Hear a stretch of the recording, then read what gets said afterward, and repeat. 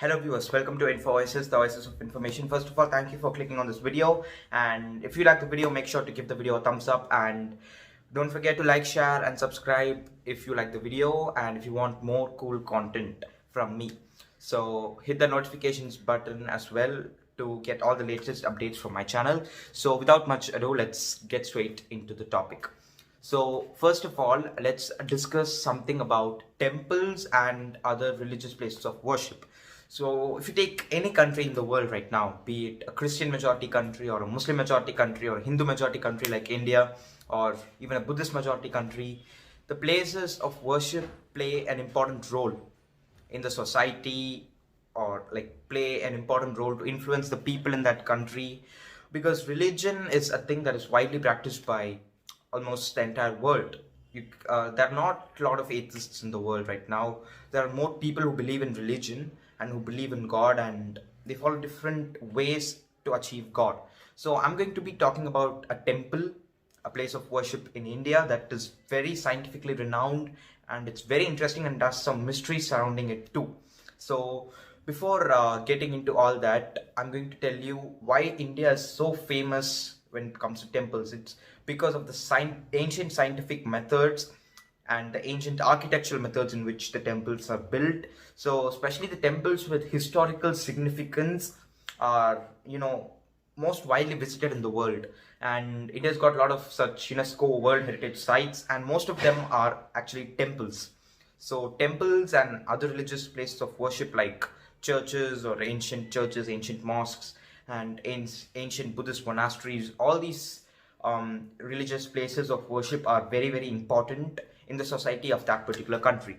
So I'm going to be talking about the Sun Temple in India, which is kind of underrated. It's very underrated. It's not being talked about as much as the other grand temples in India.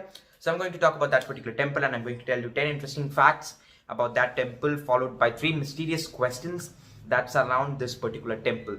So the Sun Temple actually is a temple that is located in the Indian state of Odisha, and the place where it's located is called Konark. So it's kind of a rural area. It used to be a very rural area initially, and now it's kind of more developed. And Konark, it is not such a major place in Odisha, but still the presence of this temple makes Konark a tourist hotspot in Odisha. And Odisha has got a lot of similar temples, but this temple outshines them all.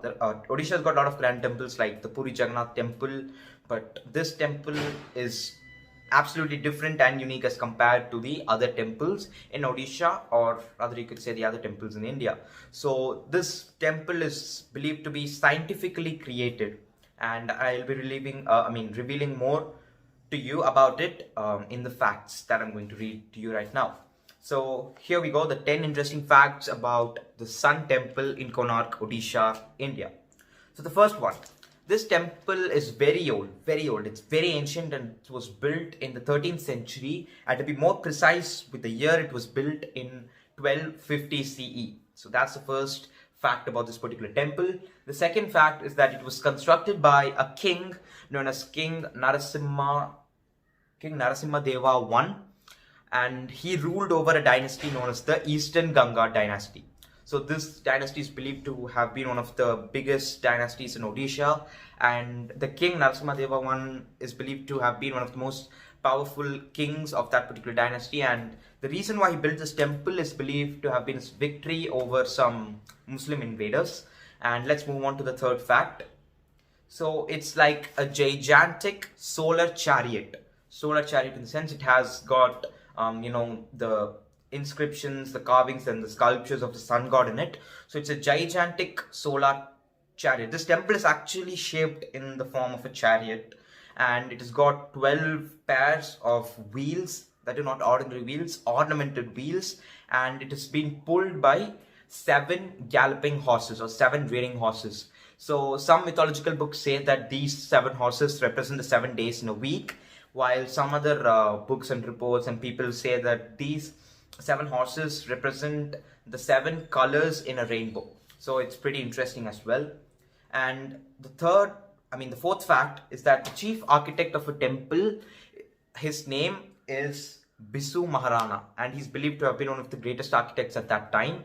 And it's actually a local story, a local myth or local legend that King Narasimha Deva one personally hired him in order to build this particular temple. So it is one of the schools of thought, while others, people belonging to other schools of thought, say that the architect of this particular temple is not known. So that's another opinion of some other kind of people, but I think this is the most widely believed version. And then let's move on to the next one. It's about the structure of the temple. It's very interesting to hear. This temple has got a tower known as the Shikara or the Vimana, and its height is about 68 meters or 70 meters to be to round off. And it has got a dance hall known as the Nata Mandira, and it has got an audience hall whose name is Jagamohana. So Jagamohana is the name of the audience hall of this particular temple, where people can gather, they can worship, they can sing, they can dance, they can have kind of get-togethers. And the area of this particular assembly hall or place where people gather, the area is 30 meters square, and the height of this particular hall is around 30 meters. So the temple is entirely built of stones, and it has got stone walls, stone wheels, like the chariot wheels are made up of stone, and stone pillars, like the stone sculptures and everything. And it was called the Black Pagoda by the European the European sailors and the European soldiers, especially the British people, British and Portuguese people. They called it the Black Pagoda because it's built of stone, right? So it kind of looks blackish when you look at from the top or look at from very far away. So that's what was known as the Black Pagoda. While another temple, Puri Jagannath, as I mentioned earlier, that temple is known as the White Pagoda, and this one is known as the Black Pagoda. So the next interesting fact is that the temple is constructed by using special unique rocks known as the Kondalite rocks. The Kondalite rocks are special rocks that have been used to build this particular temple. The ninth fact is that the wheels of the temple act as sundials, and they are so accurate and precise. So some of the wheels are also believed to act like moon dials, and they're very accurate, and they work at almost all times of the day. So when people thought that these sundials couldn't work during the night time, people also noticed that this temple has got moon dials as well. And the special thing about the wheels is that they've got 8 spokes, and there's a time duration of 3 hours between each spoke, and it's got 8 mini spokes as well. So together 8 into 3, 24, right? So the wheel as a whole represents the 24 hours in a day. So this is the amount of precision that has been shown in ancient India and ancient Indian science. So this particular temple has got a lot to do with time and the science used for measuring and analyzing time.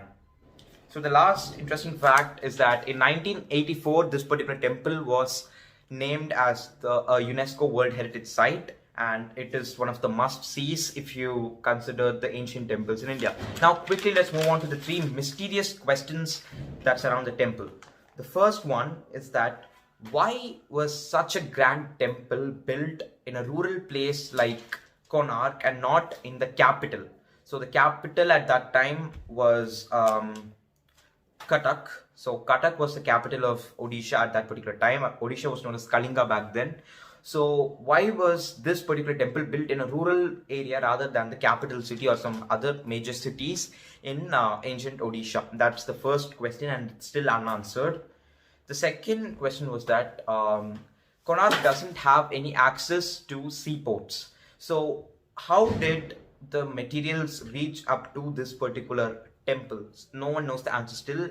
And the third and final question is that how did this particular temple crumble and collapse? So it is believed that in a span of 300 years the temple collapsed, some parts of the temple collapsed. So the reasons are unknown yet. Some people say that the British and the Portuguese, the Europeans, they took out a magnet from the temple. So basically the pillars in the temple had some iron beams inside them, and they were held together by a centralized magnet. So the Europeans wanted to take the magnet back to their country, so they gave excuses and they took out the magnet, stating that it disturbed the compasses and it disturbed the navigation routes. So when they took out the magnet, slowly the iron beams kind of crumbled, lost its position, became unstable, and the temple collapsed finally. So these were the interesting facts and the mysterious questions that I had for you. And make sure to drop your comments below in the comment section, and meet you guys again in some other video. So until then, bye, cheers, I'm signing off.